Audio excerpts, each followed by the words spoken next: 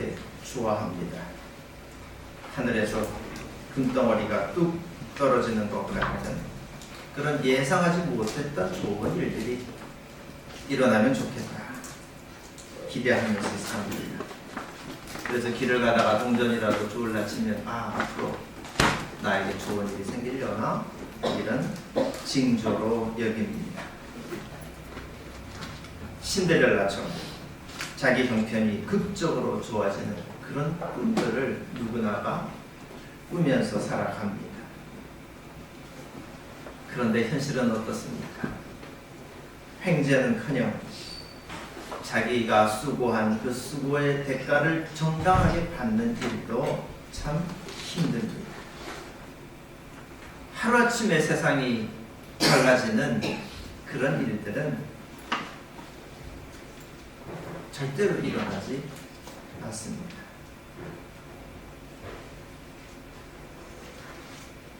우리 신앙생활에 있어서도 이런 횡재를 바라는 그런 마음이 있는 것 같습니다. 하나님께서 성령을 어느 날 나에게 부어주셔서 내 삶의 환경이 완전히 바뀌어지고 내 인격까지도 한순간에 달라지기를 기대하는 그런 마음이 있습니다. 거기에다가 하나님께서 방언이나 또 예언의 은사까지 주신다면 참 금상첨화입니다. 이런 일이 나한테 일어난다면 정말 하나님 믿는 그런 보람이 있을 것 같습니다. 그런데 여러분, 이런 일은 일어나지를 않습니다. 극적인 회심의 경험이나 성령 체험을 했다 하는 그런 사람들조차도 그 삶을 살펴보면 별로 달라진 것 없습니다. 성경의 인물들 가운데 가장 극적인 변화를 경험했던 바울 사도조차도 그 성정은 여전했습니다. 예수님과 함께 살았던 그 제자들도 어리석은 생각을 깨치고 예수님의 마음을 다 헤아리기까지는 참 긴 시간이 필요했었습니다. 사실 우리가 예수님을 알게 되었다, 예수님을 믿게 되었다, 이 사실 자체가 횡재입니다. 믿음의 가정에서 태어나서 고민 없이 예수님과 동행할 수 있게 되었다고 하는 이 사실 정말 특별한 은혜입니다. 우리가 이렇게 횡재를 했음에도 불구하고 그 복을 누리면서 살지 못하고 있다는 이 사실이 문제입니다. 바울 사도를 보십시오. 바울 사도는 성령을 받고서 자기가 달려가던 그 길을 멈추고 완전히 다른 길을 향해서 나아갔습니다. 제자들은 어떻습니까? 배를 버리고 부모를 버리고 예수님을 따라서 달려갔습니다. 이와 같은 삶의 방향 전환 그 자체가 축복의 순간입니다. 그 다음에 그 길로 끝까지 달려가는 것, 그것은 바로 우리들 자신의 몫입니다. 인생이 저절로 사라지는 것이 아니듯이 믿음 생활 역시 한순간에 득도하듯이 그렇게 갑자기 완성되어지는 것이 아닌 겁니다. 이전에 가졌던 생각과 추구했던 그 가치를 지워내고 하나님의 마음을 품어내는 그런 노력이 늘 필요합니다. 그래서 우리가 성령의 도우심을 힘입어서 인내하면서 참으면서 그렇게 그 믿음의 길을 가는 것입니다. 오늘도 주님께서 여러분들에게 당신의 음성을 들려주실 때에 여러분 횡재한 줄 아십시오. 인생에 이보다 더 큰 복이 없습니다. 주님께서 주시는 그 말씀을 마음에 품고 이전에 가졌던 그 모든 어리석음을 완전히 지워내십시오. 새로운 결단의 발걸음을 용기 있게 한번 내디뎌 보십시오. 하나님께서 예비하신 참으로 신비로운 세상이 여러분 앞에, 그 믿음의 여정 앞에 찬란하게 펼쳐지게 되기를 간절히 축원합니다. 예루살렘 성전의 그 화려한 모습을 보고서 몇 사람이 찬사를 보냈습니다. 그러자 예수님께서는 보아라, 저 성전에 돌 하나도 돌 위에 남지 않고 다 무너질 날이 올 것이다 하고 말씀해 주셨습니다. 사람들은 이 말씀이 종말의 때가 곧 올 것이다 하는 것을 의미하는 것으로 생각했습니다. 그래서 언제 그런 일이 일어날 것인지, 또 그때가 되면 어떤 징조가 나타날지 예수님께 물었습니다. 그런데 예수님께서는 이와 같은 종말의 우주적인 징조가 일어나기 전에 믿는 자들이 박해를 받는 참 고단한 일들이 먼저 일어날 것이다 하고 알려주셨습니다. 그리고 그날이 가까울수록 내가 그리스도다 주장하는 그런 사람들이 나타나고, 때가 가까이 왔다, 다른 일은 아무것도 할 필요가 없다, 그저 기다려라 하면서 유혹하는 그런 일들이 일어날 것이다 하였습니다. 그러나 그때에도 그런 사람들을 따라가면 안 된다 하고 알려주셨습니다. 예수님을 믿는다는 그 이유로 성도들이 박해를 받겠지만은 이 시련의 시간을 잘 참고 견디는 사람이 영원한 생명을 얻게 될 것이다 하고 알려주셨습니다. 주님의 성전이 무너질 것이다 하는 이 예언은 그 옛날 하나님께서 약속하셨던 새하늘과 새 땅의 창조를 기대하게 해줍니다. 성도들에게 그 마지막 날의 심판이 저주가 아니라 소망이 되는 것은 그 일이 소멸이 아니라 새로운 창조의 방점이 있기 때문입니다. 하나님께서는 모든 불의한 것들을 다 멸하시고 그 다음에는 하나님의 정의를 다시 일으켜 세우실 것입니다. 우는 자를 웃게 하시고 전쟁 대신 평화가 깃들게 해주실 것입니다. 그래서 사람들은 자기가 지은 집에서 자기가 살고 자기가 기른 그 나무의 열매를 자기가 먹으면서 살게 될 것입니다. 남에게 빼앗기는 일이 없고 자기가 수고했던 그 모든 것이 허무하게 되어지는 그런 슬픈 일은 일어나지 않을 것이다 하는 뜻입니다. 그날에는 이리와 어린 양이 함께 풀을 뜨는 것처럼 정말 평화로운 세상이 펼쳐지게 될 것입니다. 바로 이런 세상을 만드시려고 하나님께서는 거기에 앞서서 그 이전의 모든 것들을 허물어 버리시는 것입니다. 허물지 않고는 세워지는 법이 없습니다. 그저 지금 이 상태에서 바로 여기 위에다가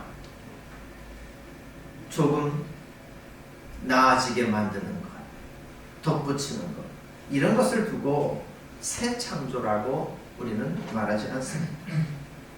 태초에 하나님께서 그야말로 공허한 무의 세계에서 세상 만물을 창조해 내셨듯이 이제는 이전과는 전혀 다른 세상을 하나님께서 펼쳐내실 것입니다.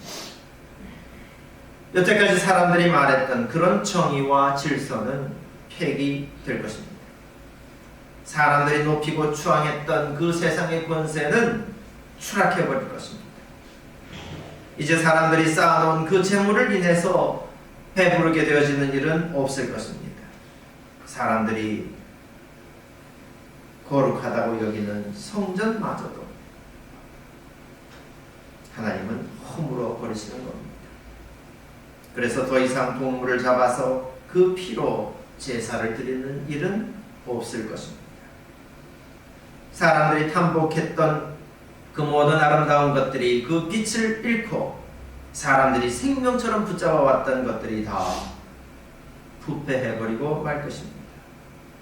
하나님께서 온 이스라엘 백성들을 싹 쓸어서 바벨론 땅으로 유배시킨 다음에 그 다음에 그 땅을 회복시키시고 다시 생명이 싹 틀 수 있도록 만드셨던 것처럼 하나님의 새 창조는 이전의 것들을 완전히 허무신다. 그 다음에 다시 시작하시는 것입니다. 우리 인생의 새 창조도 다르지 않습니다. 옛 생각을 그대로 가지고서 우리가 새 사람이 될 수가 없습니다. 옛 습성을 버리지 않은 채로 거듭난 인생이라고 우리는 말할 수 없습니다. 예수님께서 그저 말씀 한마디로 병자들을 고치시고 귀신을 쫓아내셨다고 해서 내 인생도 그렇게 한순간에 바뀔 것이라고 그렇게 기대하지 마십시오. 예수님께서 병자를 향해서 내 자리를 들고 일어나서 가라 이렇게 명령을 하셨으면 그 말씀에 순종해서 자리를 들고 일어나야 되는 겁니다. 다시는 죄를 짓지 말라 예수님께서 이렇게 명령하셨으면 그 다음부터는 자기 마음을 다스려서 죄에서 멀어져야 하는 것입니다. 통렬하게 회개하고 그래서 자기를 고쳐내는 그 일이 수반되지 않으면 새로운 인생의 싹이라고 하는 것은 돋아나지 않는 겁니다. 예수님께서 사죄의 선포를 해주셔서 우리 앞에 새 인생의 문을 활짝 열어주셨다고 한다면 이제는 그 문 안으로 들어가서 새 하늘 새 땅을 살아내는 그런 우리의 순종과 결단과 노력이 수반되어야 하는 것입니다. 사람들이 오해하는 부분이 있습니다. 하나님께서 보아라 그때에 내 종들은 먹겠지만은 나를 따르지 않는 너희들은 굶을 것이다. 보아라 내 종들은 마시겠지만 너희는 목이 마를 것이다. 보아라 내 종들은 기뻐하겠지만 너희는 수치를 당할 것이다. 이렇게 말씀을 하셨다고 해서 하나님의 심판이 사람을 가려서 그렇게 임하시는 것 아닙니다. 전쟁과 지진, 기근과 역병이 생겨나면 모든 사람들이 믿는 자나 믿지 않는 자나 똑같이 그 불 속을 함께 지나가야 됩니다.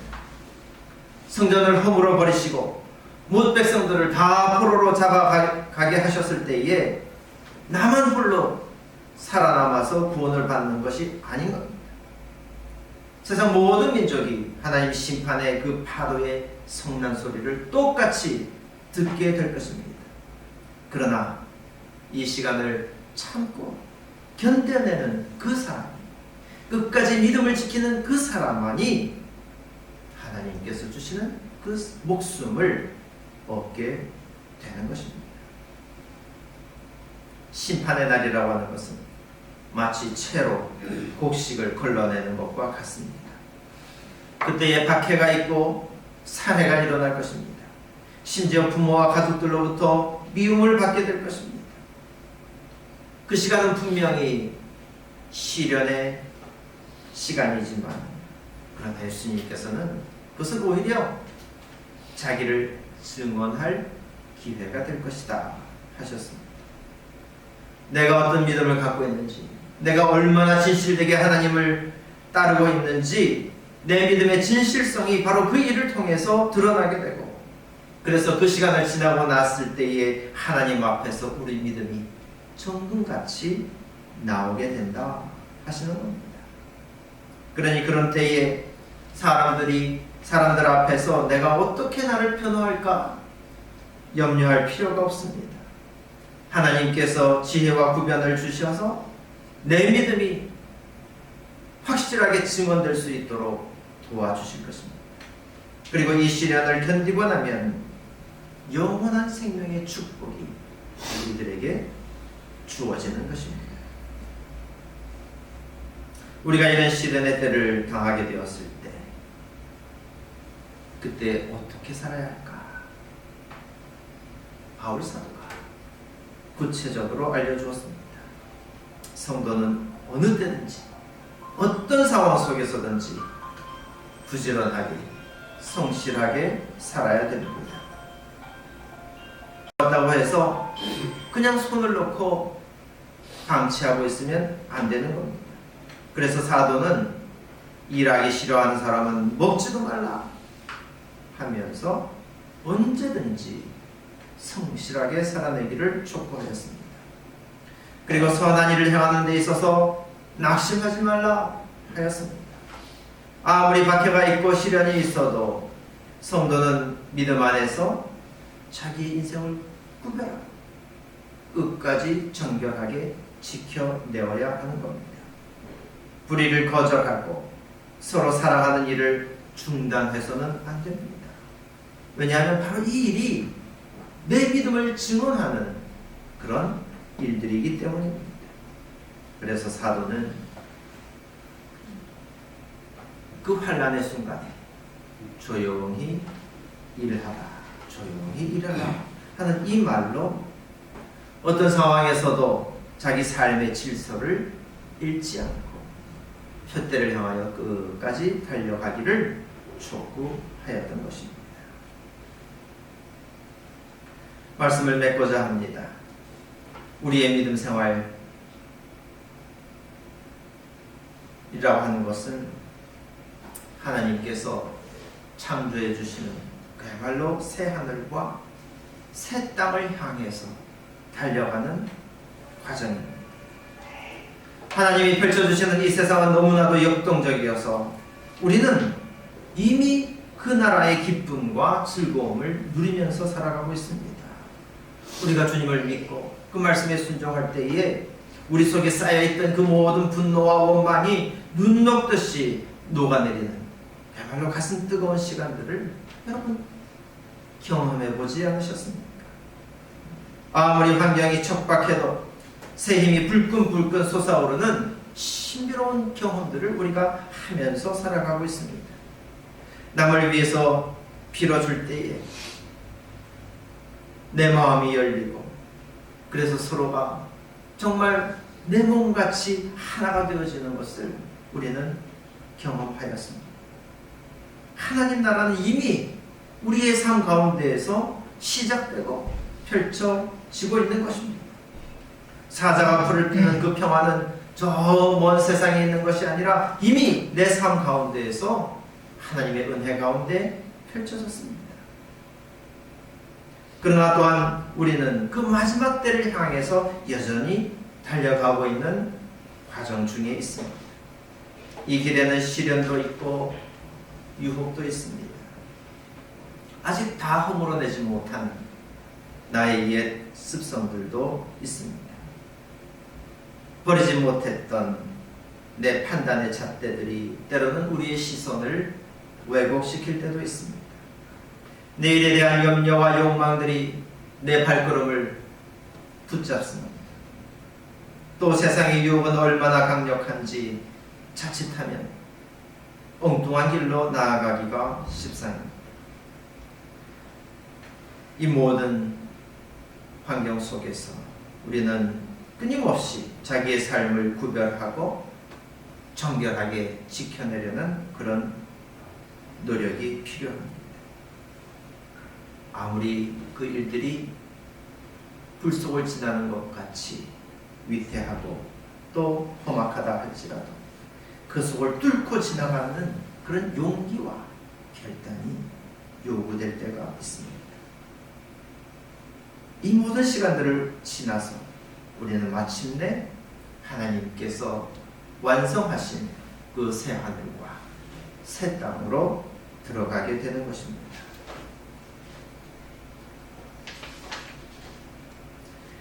지난 주간에 조카 아이가 출산을 했습니다.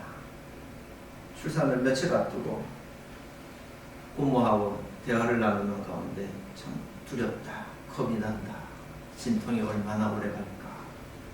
그리고 남들은 이 진통이 그때의 고통이 곧 잊혀진다 하는데 과연 그렇게 될까?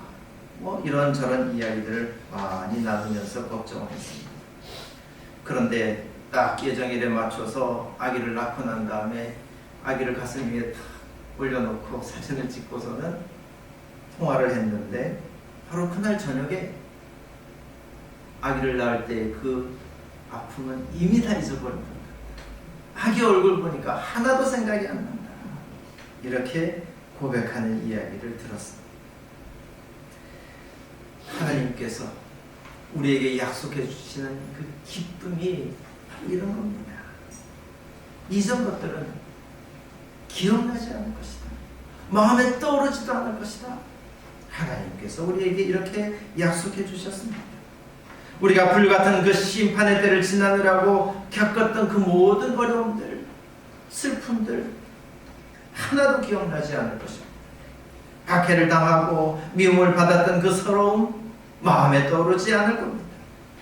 멀고 먼 저 이방 땅으로 유배를 당해서 보냈던 그 처절한 시간은 마침내 고향에 돌아와서 하나님의 성전을 지어 올릴 때에 그 벅찬 감격 속에서 하나도 기억나지 않았던 것과 같은 겁니다.